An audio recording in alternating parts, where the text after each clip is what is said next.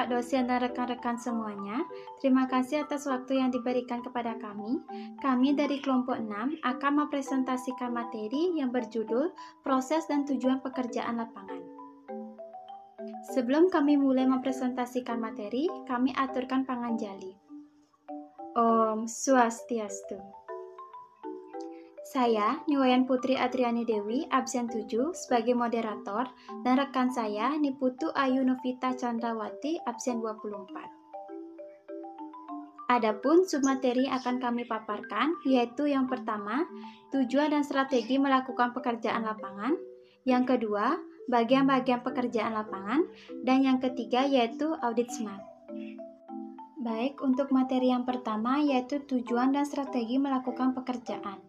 Tujuan melakukan pekerjaan lapangan terdiri dari yang pertama, proses pekerjaan lapangan. Pekerjaan lapangan atau fieldwork merupakan proses untuk mendapatkan keyakinan secara sistematis dengan mengumpulkan bahan bukti secara objektif mengenai operasi entitas, mengevaluasinya, melihat apakah operasi tersebut memenuhi standar yang dapat diterima, mencapai tujuan-tujuan yang telah ditetapkan, dan menyediakan informasi untuk pengambilan keputusan oleh manajemen. Setelah proses yang sistematis, mengimplikasikan langkah-langkah audit terencana yang dirancang untuk memenuhi tujuan-tujuan audit. Istilah tersebut juga memiliki makna bahwa auditor internal akan menerapkan persyaratan profesional dalam melakukan audit, serta menerapkan penelahan yang tepat saat mengumpulkan, menyusun, mencatat, dan mengevaluasi bahan bukti audit. Persyaratan profesional berarti kebebasan penuh dari segala bias yang akan mempengaruhi pengumpulan dan pengevaluasian bahan bukti. Bebas dari bias dicapai melalui independensi dan objektivitas, baik dalam kenyataan maupun dalam persepsi. Untuk memberikan opini profesional, auditor internal harus mengumpulkan bahan bukti yang objektif. Hanya bahan bukti seperti ini yang bisa memindahkan mereka dari ketidakpastian menuju keyakinan yang kuat dan mendukung. Selanjutnya yaitu yang kedua, tujuan pekerjaan lapangan. Tujuan pekerjaan lapangan adalah untuk membantu memberikan keyakinan dengan melaksanakan prosedur-prosedur audit yang ada di program audit, sehingga tujuan audit yang ingin dicapai bisa berjalan. Pekerjaan lapangan merupakan pengumpulan bahan bukti untuk pengukuran dan evaluasi. Tujuan pekerjaan lapangan harus memahami bahwa yang pertama tidak dapat memberikan keyakinan dengan mengaudit operasi secara sempit. Yang kedua, tidak dapat mengamati sebuah proses dan seenaknya memutuskan apakah proses tersebut baik atau buruk. Dan yang ketiga, harus memandang operasi tersebut dalam bentuk unit-unit pengukuran dan standar. Selanjutnya, yaitu pembuatan strategi untuk melakukan pekerjaan lapangan. Bagian-bagian dari rencana strategi mencakup beberapa hal, yaitu yang pertama, kebutuhan pegawai. Hal ini mencakup pengidentifikasian keahlian, pengalaman, dan disiplin ilmu yang dibutuhkan untuk melakukan audit dengan layak. Juga termasuk sumber daya internal dari aset-aset dan pekerjaan tertentu yang akan mereka kerjakan. Hal-hal khusus yang juga penting adalah pengidentifikasian dukungan ahli yang dibutuhkan dari staf pendukung seperti ahli statistik, ahli aktuaria, dan ahli IT yang canggih. Yang kedua, kebutuhan sumber daya dari luar. Bila staf audit yang ada tidak memiliki keahlian khusus, maka harus didapatkan dari sumber di luar perusahaan. Termasuk di dalamnya adalah keahlian di bidang produksi, ekonomi, kesehatan, pekerjaan sosial, psikolog, pendidikan, dan analisis operasi, juga kebutuhan sumber dari luar dan kemitraan. Yang ketiga, pengorganisasian staf audit. Sebuah rencana organisasi dari fungsi ini, audit dibutuhkan pengorganisasian staf audit. Rencana tersebut harus diidentifikasi sebagai rencana berbentuk ramping atau lapisan supervisi yang terbatas atau gemuk banyak lapisan supervisi tergantung pada kompleksitas kerja dan rentang kontrol yang dibutuhkan. Rencana tersebut harus mengidentifikasi bagian mana dari organisasi audit yang akan mereka lakukan jenis audit yang berbeda, seperti audit keuangan, efisiensi, aktivitas, keamanan aset, dan ketaatan serta rencana struktur audit seperti lokasi, fungsi, produk, ataupun organisasi. Yang keempat, wewenang dan tanggung jawab. Bagian ini terkait dengan struktur komando dari tim audit. Hal ini berkaitan erat dengan bagian sebelumnya dan mengidentifikasikan berbagai aspek tanggung jawab seperti manajemen personalia, fungsi-fungsi teknis, aspek administrasi, dan hal-hal yang berhubungan dengan fiskal. Yang kelima, struktur pekerjaan lapangan. Pada bagian ini, urutan-urutan program audit dirancanakan. Aktivitas yang berurutan saling berhubungan untuk meyakinkan bahwa terdapat susunan alur kerja. Jadi, staf yang ditugaskan pada aktivitas tertentu tidak harus menunggu auditor lainnya menyelesaikan aktivitasnya. Yang keenam, waktu pelaksanaan pekerjaan lapangan. Proses membuat struktur pekerjaan lapangan memunculkan waktu pelaksanaan pekerjaan lapangan. Karena aktivitas-aktivitas akan dilakukan bersamaan dengan aktivitas lainnya, maka penting untuk menggunakan teknik seperti PERT untuk mencapai entitas, tahap-tahap kerja, dan waktu keseluruhan. Yang ketujuh, metode pekerjaan lapangan. Ada 6 metode yang bisa digunakan dalam pekerjaan lapangan, yaitu yang pertama observasi, yang kedua konfirmasi, yang ketiga verifikasi, yang keempat investigasi, yang kelima analisis, dan yang keenam yaitu evaluasi.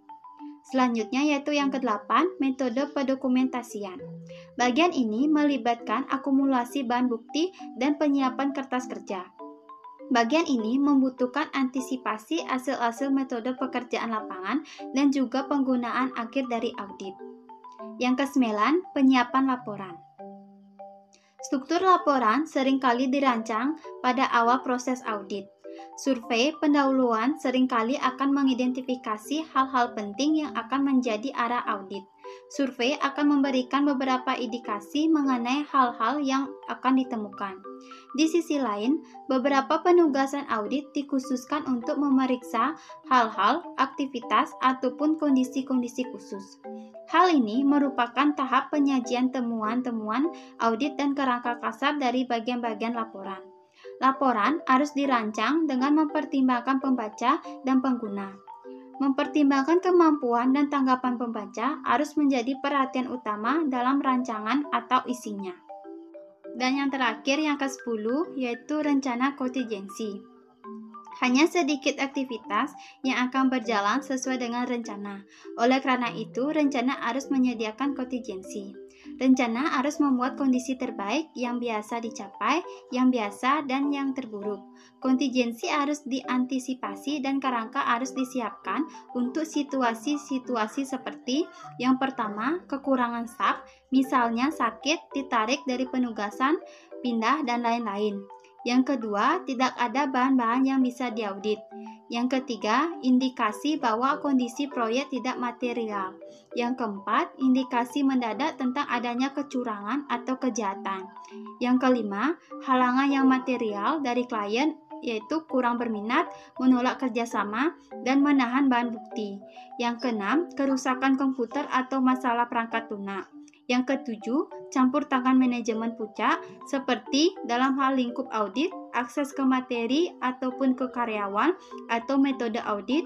Dan yang ke-8, penarikan sumber daya audit. Selanjutnya yaitu sub yang kedua, yaitu bagian-bagian pekerjaan lapangan. Yang pertama, tujuan audit. Tujuan operasi audit adalah hasil-hasil yang ingin dicapai manajer operasi. Misalnya, yang pertama mendapatkan barang yang tepat di tempat yang tepat, pada waktu yang tepat, dan harga yang tepat.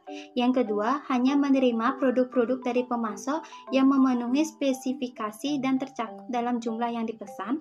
Dan yang ketiga yaitu memproses klaim asuransi dengan segera, benar, dan sesuai kebijakan.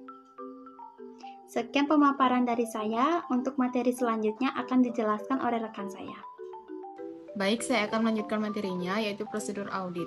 Prosedur operasi dirancang untuk melihat apakah tujuan-tujuan operasi akan tercapai. Misalnya, yang pertama, adanya spesifikasi barang yang jelas dan eksplisit.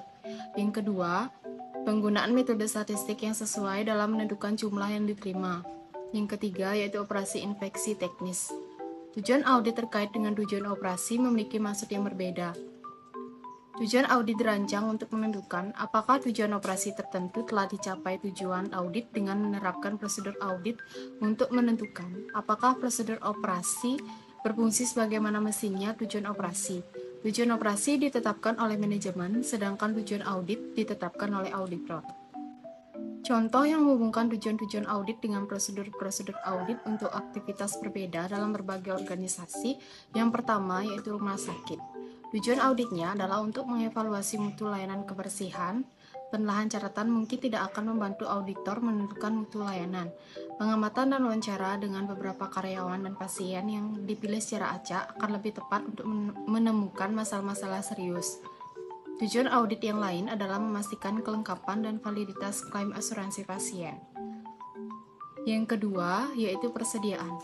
Persediaan dipindahkan dari gudang ke departemen yang memesan barang tersebut. Tujuan auditnya adalah mengevaluasi kontrol atas pengalihan tanggung jawab atas barang-barang tersebut. Dokumen yang paling tepat untuk menunjukkan pengiriman fisik persediaan adalah catatan penerimaan yang ditandatangani dan formulir permintaan barang. Materi selanjutnya yaitu audit smart. Konsep audit smart dikembangkan oleh operasi audit pada Carolina Power and Link, salah satu perusahaan publik terbesar di Amerika Serikat. SMART merupakan angkatan dari Selective Monitoring and Assessment of Risk and Trend, atau pengawasan dan penentuan selektif atas resiko dan tren. Metode ini merupakan gabungan penentuan risiko dan audit analisis. Hal ini dimaksudkan untuk mencerminkan efektivitas sistem kontrol internal dan memungkinkan auditor untuk dengan segera mengidentifikasi masalah-masalah potensial. Metode ini menggunakan indikator-indikator kunci sebagai elemen dasar dari proses audit. Terdapat 4 tahapan, yaitu yang pertama, pemilihan bidang-bidang kunci untuk pengawasan dan penentuan. Kriterianya yaitu yang pertama, risiko-risiko yang dihadapi organisasi, yang kedua lingkungan kontrol, yang ketiga perubahan atau inisiatif-inisiatif baru, yang keempat bidang-bidang masalah yang diketahui, yang kelima kemampuan menggunakan teknik audit berbantuan komputer secara efektif dari segi biaya, yang keenam mutu informasi, yang ketujuh likuiditas aset atau potensi kecurangan, yang kedelapan kontrak-kontrak utama, yang kesembilan manajemen dan pengawasan aktivitas oleh yang lain. Yang kedua, pengembangan indikator-indikator kunci untuk pengawasan dan penentuan. Untuk karakteristiknya yaitu yang pertama penuh makna, yang kedua tepat waktu, yang ketiga sensitivitas, yang keempat keandalan, yang kelima dapat diukur, dan yang keenam praktis. Yang ketiga, implementasi. Implementasi merupakan pelaksanaan rencana-rencana audit termasuk penelahan informasi dan aktivitas tidak lanjut jika layak. Yang keempat, yaitu pemeliharaan teknik-teknik audit SMART. Pemeliharaan teknik-teknik audit SMART mencakup 4 elemen. Yang pertama, penugasan aktivitas audit SMART ke masing-masing anggota lain. Yang kedua, mengupayakan pendokumentasian yang layak dan penyimpanan tersentralisasi. Yang ketiga, yaitu evaluasi periodik atas aktivitas audit. Dan keempat, pertimbangan penggunaan selama proses perencanaan audit tahunan. Carolina Power and Link mengemukakan hasil dari inovasi ini berupa aktivitas biaya yang mendukung proses audit internal tradisional. Adapun manfaat-manfaat utamanya, yang pertama, meningkatkan penggunaan metode-metode audit terbatas. Yang kedua, meningkatkan upaya audit. Yang ketiga, memperbanyak audit yang efektif. Yang keempat, identifikasi masalah secara tepat waktu. Yang kelima, meningkatkan deteksi kecurangan. Dan yang terakhir yaitu meningkatkan perencanaan audit tahunan. Baik, kesimpulannya, pekerjaan lapangan atau fieldwork merupakan proses untuk mendapatkan keyakinan secara sistematis dengan mengumpulkan bahan bukti secara objektif mengenai operasi entitas, mengevaluasinya dan melihat apakah operasi tersebut memenuhi standar yang dapat diterima dan mencapai tujuan. Tujuan pekerjaan lapangan adalah untuk membantu pemberian keyakinan dengan melaksanakan prosedur-prosedur audit yang ada di program audit, sehingga tujuan audit dapat tercapai.